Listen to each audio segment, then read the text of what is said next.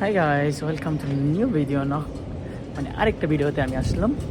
তো আরেকটা শহরে আমি বলছিলাম না, আগের ভিডিওতে আমি শহর ঘুরতে আসছি আরেকটা শহরে। সো এটা হইতেছে জাব্বোকে। আর এই জাব্বোকেটা হইতেছে এমন একটা জায়গায় যা এই পাশে হইতেছে জার্মানি আর ওই পাশে হইতেছে ফ্রান্স।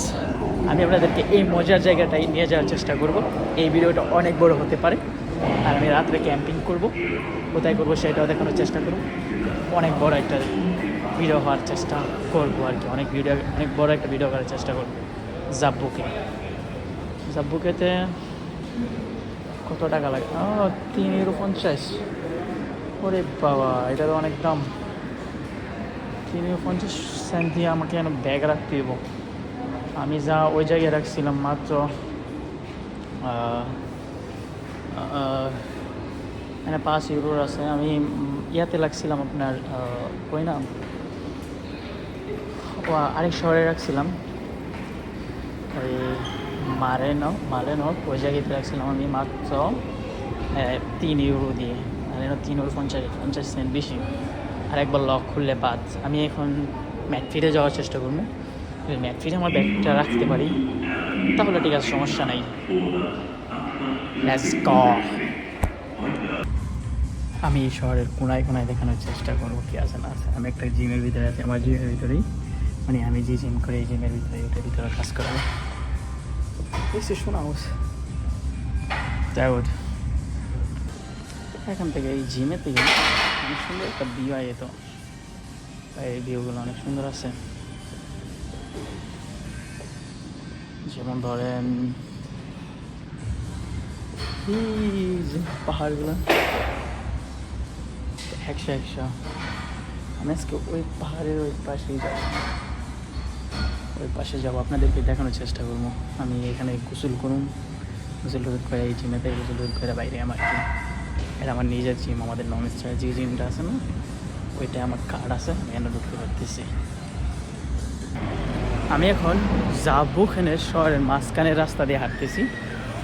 আর এই মাঝখানের রাস্তা অনেক সুন্দর একটা রাস্তা যা মানুষকে নজর কেড়ে নেয়। এদিকে রেস্টুরেন্ট আছে,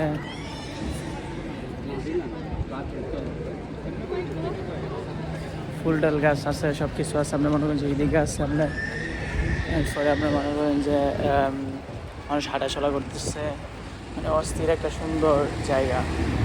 আপনাকে হৃদয় জড়িয়ে নেবে এই জায়গাটা। এত সুন্দর একটা ভিউ, আপনার পিছনের অংশ আপনার মনে হবে যে আপনি কোনো একটা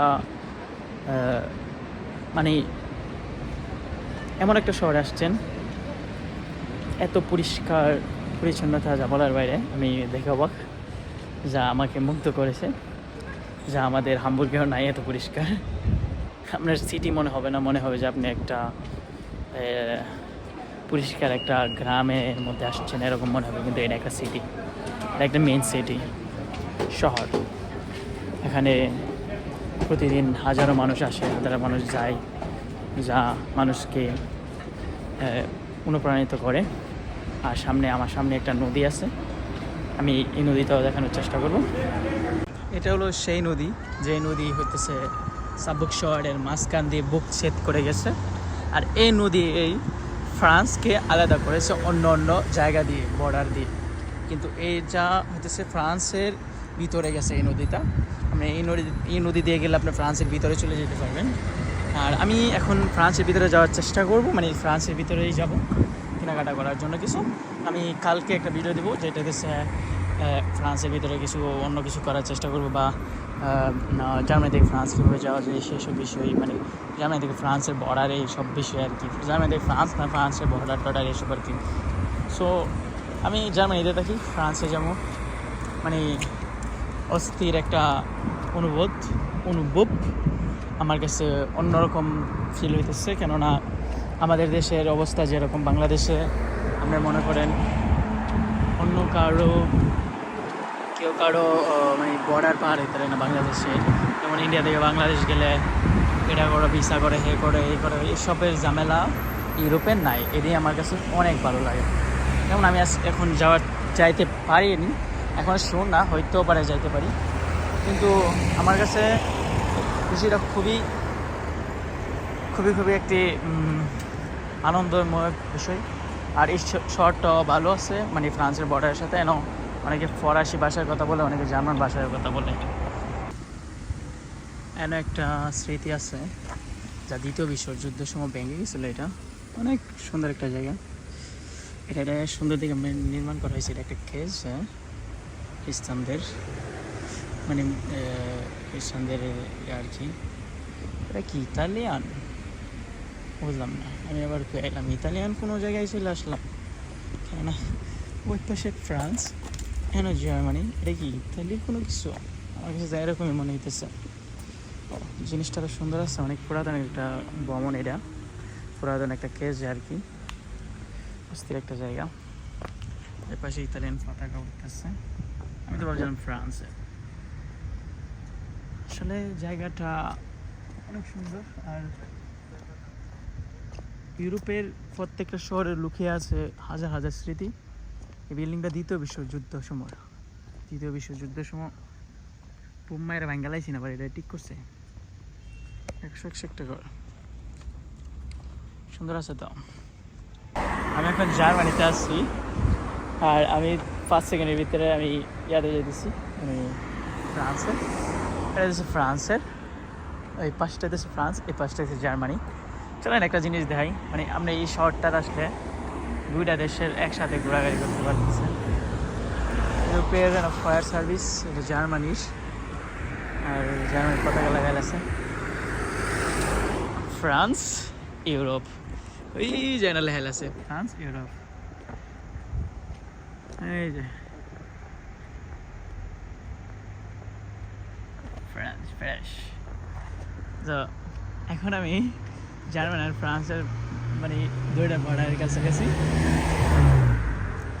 আর অস্থির একটা জায়গা। জিনিসটা মানে কতটা একটা মন ফ্রেশ থাকলে মানুষের এরকম একটা বর্ডার হইতে পারে, যে এর একটা বর্ডার এখান থেকে ওই জায়গাটা পর্যন্ত ল্যাম্প দেওয়া আছে। আর রাস্তার ব্যবধানটা দেখাই, যেটুকু জার্মানির ভিতরে পড়ছে অতটুকু, আর যেটুকু ফ্রান্সের ভিতরে পড়ছে এটার একটু পার্থক্যটা দেখাই। আপনার এই যে দেখতেছেন না এই লেকটা, এখান পর্যন্ত জার্মানি আর এখান পর্যন্ত 10 lane. So this is Germany, it is France আর জার্মানির বেশ কমটা দিতেছে এখানে। এই ঘরগুলো দিচ্ছে এখন ফ্রান্সে। আমি এখন ফ্রান্সে আছি। ফ্রান্সের ভিতরে কিছু যাওয়া যাক, দেখি কতটুকু হাঁটতে পারি। হাইটে একটু যাই ভিতরে।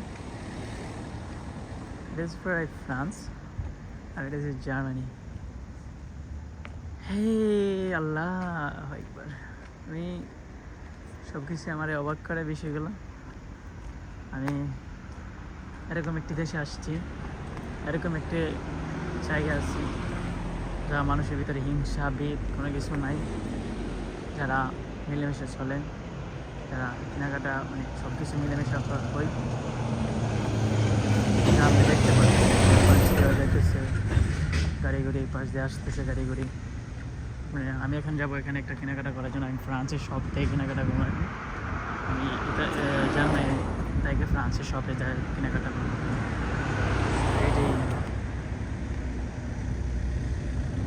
এই কালারটা মানে এই বাসগুলো ফ্রান্সের।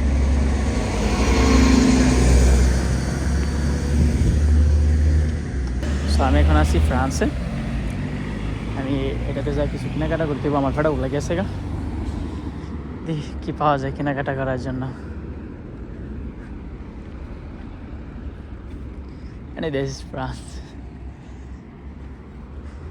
আমার কোনো কিছু লাগছে না, একবার আমি ফ্রান্সে চলে আসছি, আমি বাসে উঠছি ফ্রান্স। অস্থির। সো এই শহরটা আসলে আপনি দুইটা অনুভব করতে পারবেন, দুইটা কান্ট্রি অনুভব করতে পারবেন একসাথে, ফ্রান্স আর জার্মানিও। এনার দাম কেমন জিনিসপত্রের, ওইটার মতোই নাকি তা ওইটা থেকে একটু আলাদা। যা যাক ভিতরে যাওয়া যাক। আমি এখন ফ্রান্সের ভিতরে দোকানটাতে আসছি, যে ফ্রান্সের পতাকা লাগায়। আর প্রাইস সেমই, ওই জায়গায় জার্মানি প্রাইস প্রাইস সেমই, এত বেশি ডিফারেন্ট নাই, সেম প্রাইসই, এই 20 সেন্ট 40 সেন্ট এরকম ডিফারেন্ট আর কি, সেম প্রাইসই।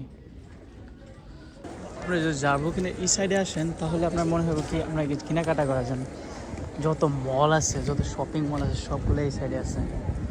যাবো কেন, একটা অস্থির জায়গা, জায়গাটা অনেক সুন্দর একটা জায়গা, কেনাকাটা করার জন্য 100 যাবো।